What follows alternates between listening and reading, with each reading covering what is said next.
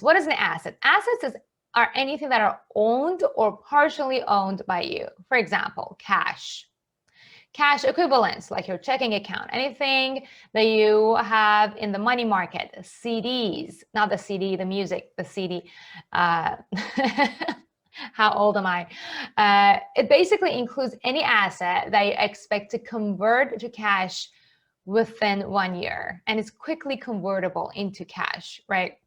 Investment assets also are, assets. So your 401k, IRA, education savings for your kids, all of those are also assets. Your personal assets, if you own a car, your equity on your home, not your mortgage, your equity that you've paid off, your furniture that you could even sell, boat, if you have a boat, or clothing, a Chanel bag, you can sell it on eBay.